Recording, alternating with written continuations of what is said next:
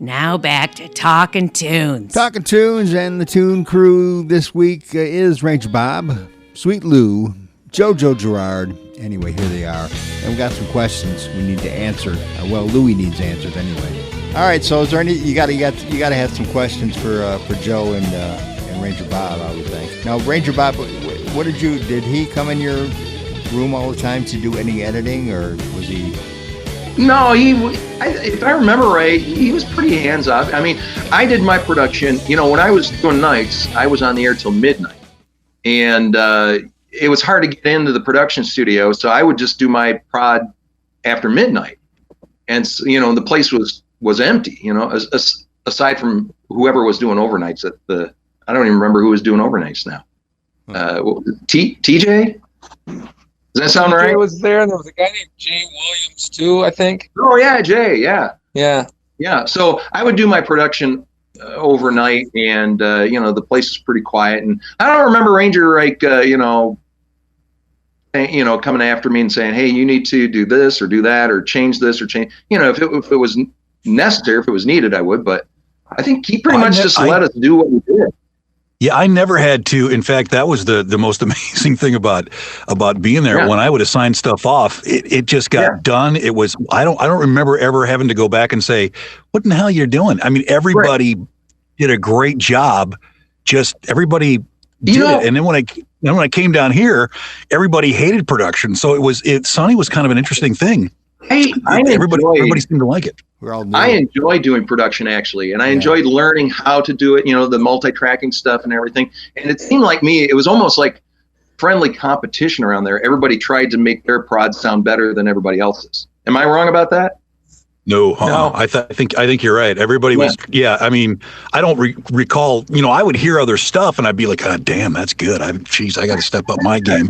And then, but I don't, but it was, I think subconsciously, I think we are all kind of doing that. But I was always super impressed with, and of course, much to Oscar's surprise, that was my first production gig. That was my first full-time job. So I didn't know the difference, to tell you the truth. I just, anything that anybody else did, I thought, well, they got more, they've got more on, they've got more experience than I do. So as long as it was done and the client was happy, that was it. Well, it was good. Now, did you follow Bilella? Kind of, yeah. I think what happened is that Bilella left, and then they brought in a couple of different people while they were searching for somebody else. And then I also think they were trying to figure out what to do with middays. And I think they wanted to combine, because I think Bilella was off-air production, and they must have had a midday guy. So they tried to do, let's see if we can have the guy do a 4-hour shift and production. And I did it for a couple of weeks. And I remember having a nervous breakdown because I was like, I just can't get everything done. Yeah. And so then Chuck Finney had said, "Well, how about we just have the program director grab 2 hours? Can you do 2? Can you do from 10 to noon? And then we'll have the PD do." I said, I'll try it. And that seemed to work out just right. So I think we ended up losing kind of a midday person and splitting up the midday shift with me and the PD, I think was how they went. But I think Bilella left. They had, I think it was Kevin Jakubowicz. I don't know where he went. Do you know, Joe? Bilella? Yeah. He went to the same station I worked for in Baltimore. He was the production guy there when I got there. You're kidding? No. He teaches at CMU now. He does. And I got to tell you, can I tell you a quick Bilella story? Mm-hmm. When I got to Baltimore, I was there. I started in November, and they had a Christmas party for the staff a month later, right? And I didn't know anybody there, so I went there with him. And he started, unbeknownst to me, You keep breaking up, Joe. I'm not sure why, but you keep breaking up. Oh, I'll try to eat the mic here. Okay. Hold on. All right. Can you hear me? Yeah. Eat the mic. Eat it. Okay. Because, all right, so we were at this party together, and unbeknownst to me, he's just getting hammered somewhere. I'm talking to other people, and he's getting ungodly drunk, and to the point where he's saying things to the general manager. Oh, jeez. Oh, yeah. And all of a sudden, he wins the Employee of the Month award, and they have this. Oh, Jim up here, and I'm like, no, you don't want to do that. and then we couldn't find him for a while, and me and the night guy found him in the fetal position on the floor in the bathroom. We had to carry him home. And as we're carrying him out, the party's breaking out. We put him in a wheelchair, and security came, and they gave us a wheelchair right at the hotel. And they're wheeling him right down the middle of everybody leaving the party. And he's flapping his arms, and he's going, I'm a terrapin. I'm a flying turtle. And I'm like, okay, Jim. And he never lived that down. He never. Every Christmas we would tell that story on the air, and he hated it. Blella was an interesting guy, man. He's the definition of dry, sarcastic wit. He's a good guy too. He really is, and I hate telling that story because I don't want you to get the wrong impression. It wasn't like he was an alcoholic. He just had a bad night, but it was funny. No, he's a great guy. I loved working with him. Yeah, interesting personality.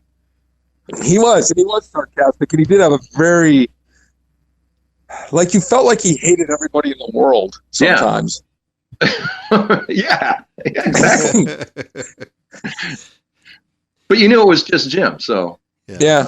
So, Lou, you were actually there. Were you there like right after Sonny went on the air? How long were they on the air when you got there? I was there. They went on the air in spring of '86. Okay. And it all started with the Jim Biggins, the mystery guy handing out money.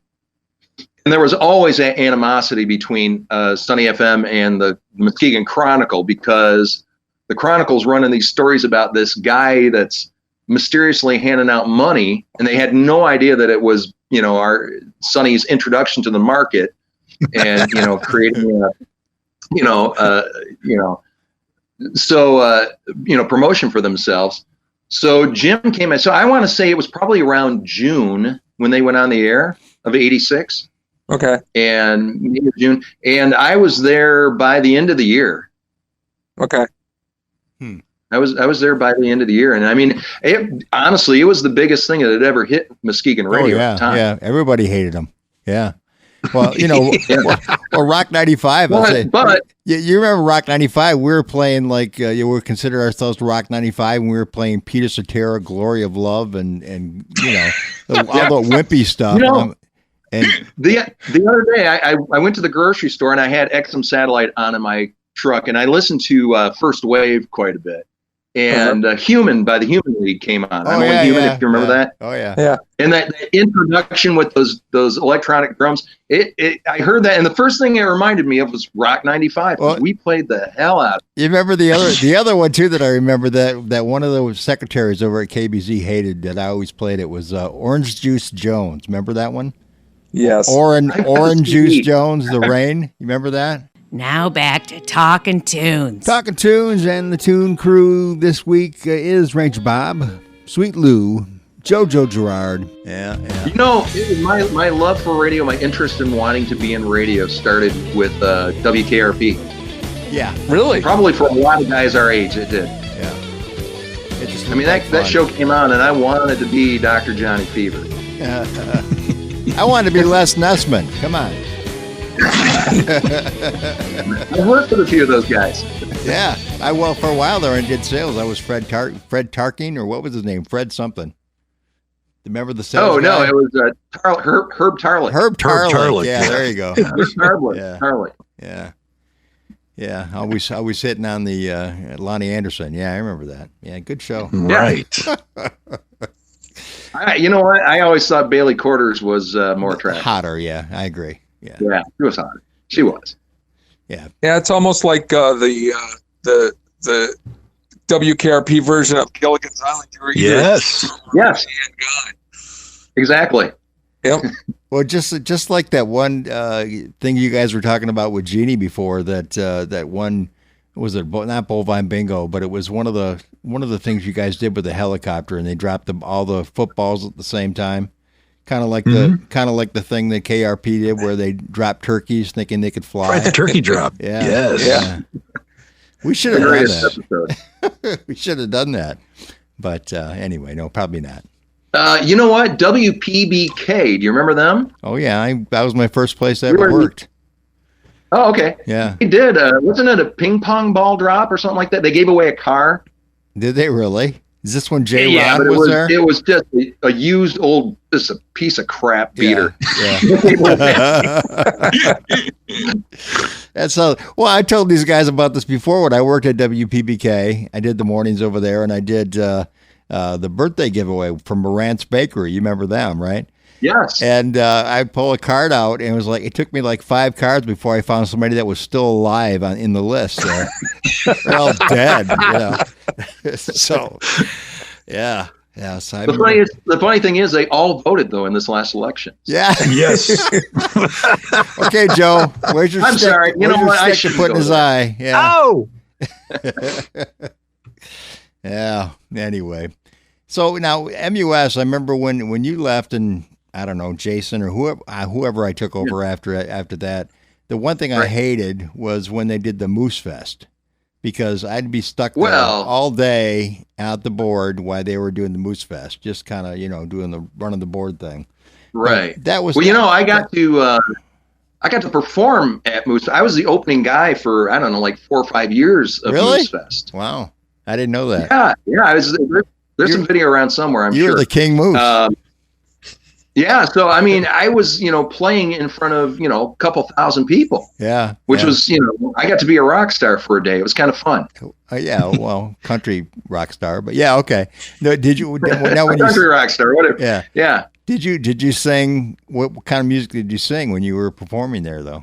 Well, the kind of stuff I like, the kind of music I like is kind of the alternative country kind of stuff. John Prine, Steve Earle. Those kinds of guys. Okay. And so I do, and when I play now, I play a lot of that. I play everything, to be honest with you. Yeah. But I mean, the stuff that I prefer to play is, the singer-songwriter stuff. So I'd throw some of that in, and I'd throw a few, the contemporary hits of the day, Joe Diffie or whatever that, Jamie Johnson, In Color, stuff like that. Yeah.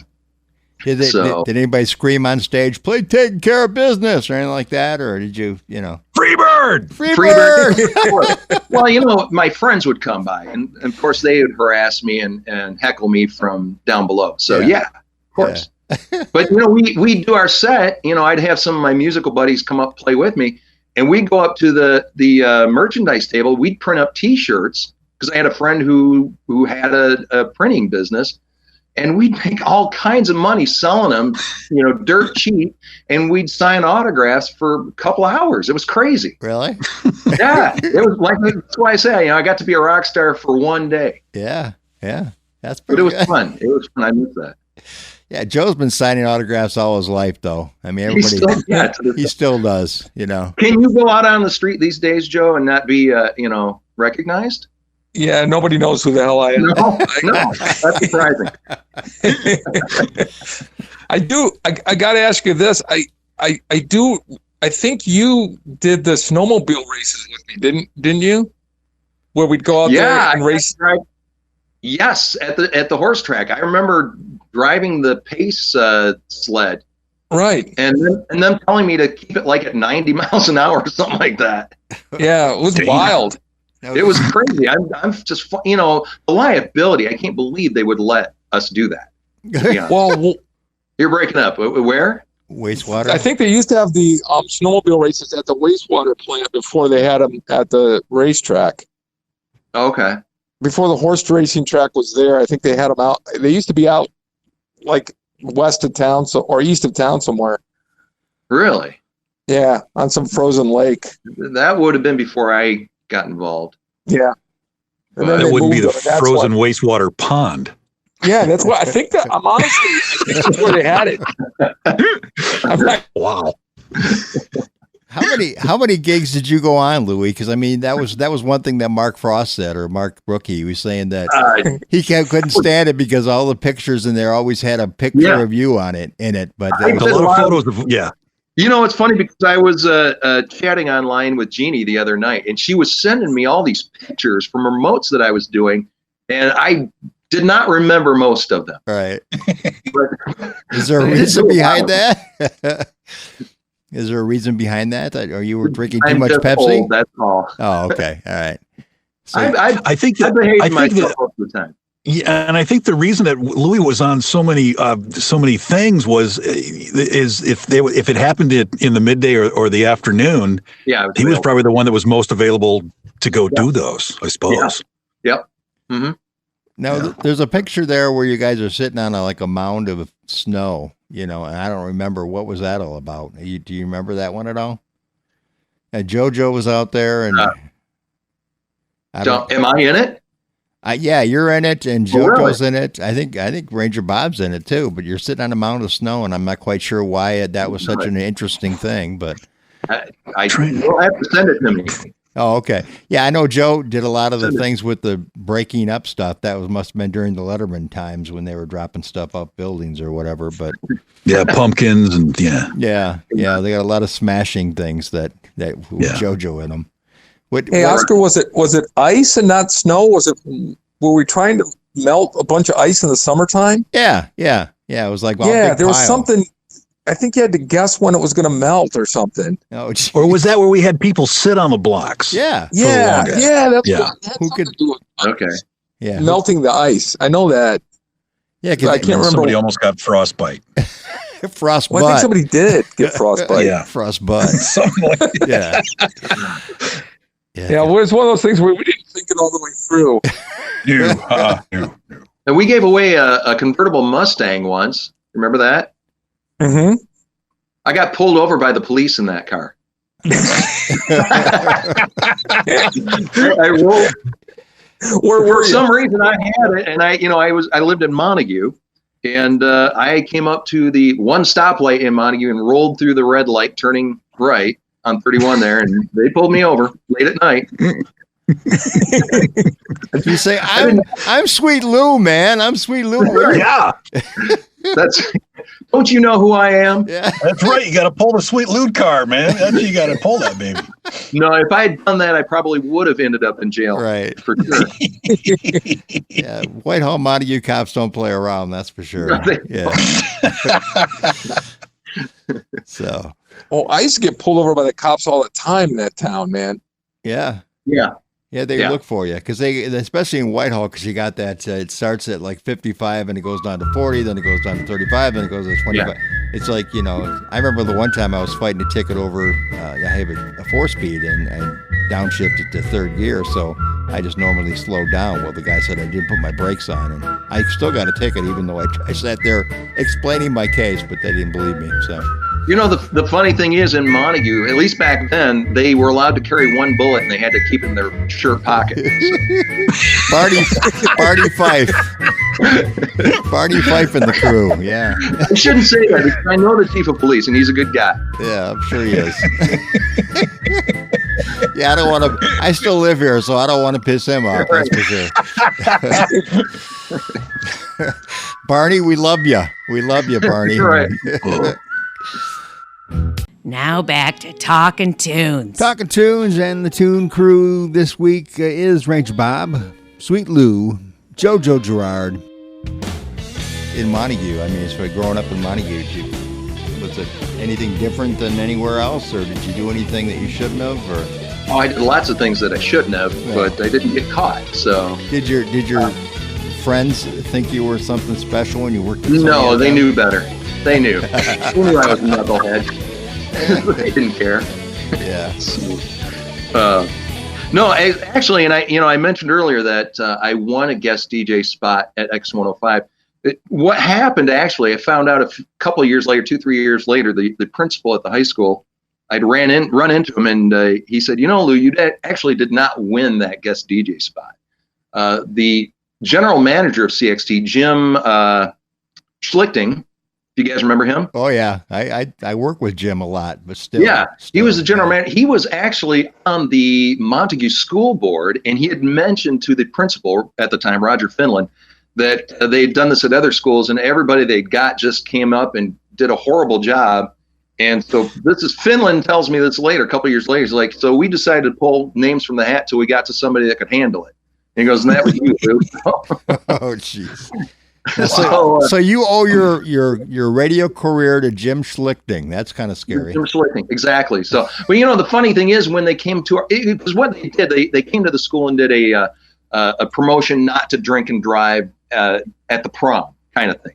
It was their public service thing, and I wanted to win that thing, and everybody knew I wanted, because that's all growing up I had talked about as being in radio someday.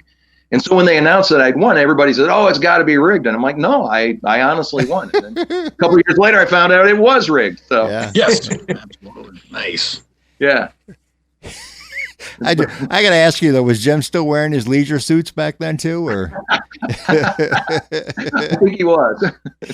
Yeah. I work with Jim. I still do. Who were some of the other people who worked at X105 when you were there? Because it seems to me I knew some people that worked there. I worked with Mark Waters and one of the Burrell kids, and Dave Burrell, I think it was, who was from Montague, and I can't remember his air name. He was there. A guy named Vince Grotus, who was from Newaygo or Fremont. He was a teacher and he was doing it part-time, and I can't remember his air name, but super cool guy. And he showed me the ropes quite a bit, Vince. I can't remember what his air name was, but. What about Pam Roberts? Because she worked there for a while too. She didn't. Pam and I did not work there at the same time. Okay, yeah, because she really did not like working for Nancy, and she makes that very public. I could see how they would butt heads. Yeah. So I never worked. That's one station I don't think I've never worked at. I've never did part-time or anything. But so what was that like working for Nancy?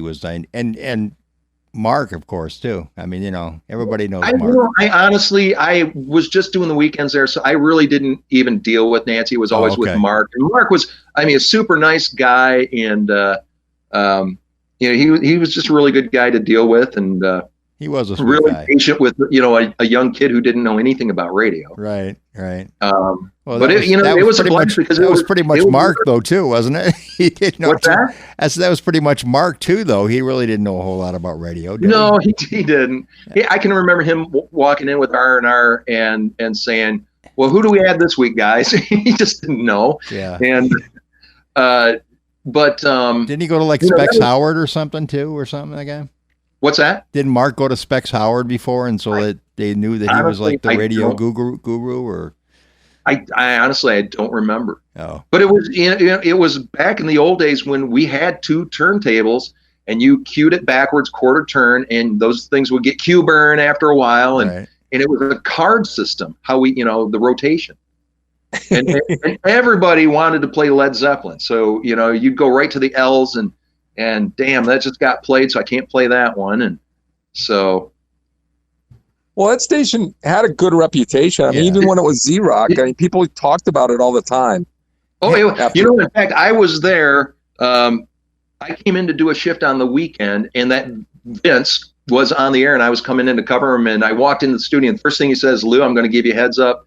There was an accident, and this was the night that Cliff Burton from Metallica died." And Z-Rock, they were. They carried that format. Oh yeah. And so he said, I'm going to warn you right now, the phones are just insane. And so I walked in just as the news was breaking that Cliff Burton had died in that bus accident. Wow. And Z-Rock, whew. Huh. So. Yeah. But people, like you go out and do events and stuff, talk about X1053 and Z-Rock for years afterwards. Oh yeah. I think by the time I got there, that station was kind of like light rock. Light mix 105.3. Yeah. Oh yeah. I believe I've got their bumper sticker around here. Yeah. You sent it to me. I have that. So yeah. I sent some pictures of some I still got a box full of bumper stickers from the day that I was sending Oscar the other day. I've got Magic 98, X105, Rock 95, Sunny FM. I've got all the old bumper stickers still. Wow. Yeah. I had to dig for them, but I found them down in the basement. Yeah. Yeah, do you guys know Boatman at all? Mm-hmm. Oh yeah, Chris. Yeah, Chris. That's Chris that keeps telling me. Yeah, I got all the stuff in my basement. I'm going to send you, but he never does. So I don't know if he can't find his basement anymore or what. I don't know. That's just Boat. Yeah, it's just Boat. Yeah, you're right. You're right. But so I've got. Wasn't he on JFM when they were classic rock? That big stick out of Kalamazoo. I think it's B93 now. I think it's a country station. Oh, I don't know. I don't know if Boat was there. I know he did Rock 101.7 for years, and then now he's over at not KLQ, K Rock. Okay. Yeah. And are they out of Ludington? Yeah, Ludington. Yeah. Okay. I went and visited him and did a Legends video of him and in his little studio over there. It was amazing because this building that they got over there in Ludington, which is a beautiful area, and the building they got is not much to look at, but inside it's pretty cool. But it's got like four different stations in there too, and he's right in the back. So, but I still think about the old Rock 95 studios. Oh, I mean, it was like a horror film, Oh, It was like in the middle of the middle of nowhere. dingy and dirty. And what I remember, Oscar, is they had me doing overnights because I was an 18-year-old kid, and you would come in at 6. Yeah. And I should say you were supposed to come in at 6. Yeah. Oh, that was kind of it. Yeah. Usually closer to 6:30. I was living in Muskegon then. It was a long drive. Yeah. And I remember the time that I went to do an overnight, and about 3 o'clock in the morning, I had been drinking Jolt Cola all night. That was when Jolt was around. And I had a plate of French fries for dinner, and my stomach about 3 a.m. started just churning. I wasn't feeling good. And I thought, it's all that Jolt, and I just hopped up on caffeine or whatever. But it was the worst flu I'd probably ever had in my life. Oh. To the point where eventually I started vomiting, and I couldn't even make it to the bathroom. The door, if you remember, the studio was right next to the door going out to the park. And I'm in the parking lot just violently vomiting. And at 6 a.m. going, where in the hell is Oscar? Hey, that's not as bad as the time. You remember Lonnie Keats, right? Lonnie Keats. Oh, yeah. He's like a nurse now or something over at Mercy. But anyway, All right. He came in. He was in a big hurry and to get there because he was running late to go on his shift and to take take over for me. And his brakes gave out on him, and he went right through the front picture window with his car. They've never replaced that window. If you go there now, it's like a big, boarded up. Yeah. So that's funny. I mean, the station's still there, but it's just a transmitter, I guess. We were out drinking one night, and somebody took us up to where that studio was. You guys said it was out in the woods, right? Yeah, like Michelinda or something, I think it was. Yeah. Yeah, it was. It was off Michelinda Road. Fish flies. Remember those fish flies? Oh yeah. It was there were just thousands of them. And some of them were dead. You could touch it; they were just full. It was nasty. That place was nasty. Yeah, 95.3. It was a 3,000 watt station, but it just never really had any real power. I don't know. It did. Yeah. It didn't seem to do too well in Muskegon, especially when Sonny FM came along. But yeah. Or cleaning people, right? Nobody cleaned. Oh no, not okay. there. Right. No, God no. Oscar. Yeah. Do you remember the Ozzy Osbourne picture I put up there in the lobby? Oh yeah. At Rock 95? Yeah. With him, there was a picture of him holding a gun to his head, and I think, and the title over was that you showing love to me or what? and I blacked out the letter so it said Ozzy Osbo, and I put a little bubble saying, "You mean we're related?" Do you remember that? Yeah, I remember that. Yeah. And he's holding a gun to his head. So yeah.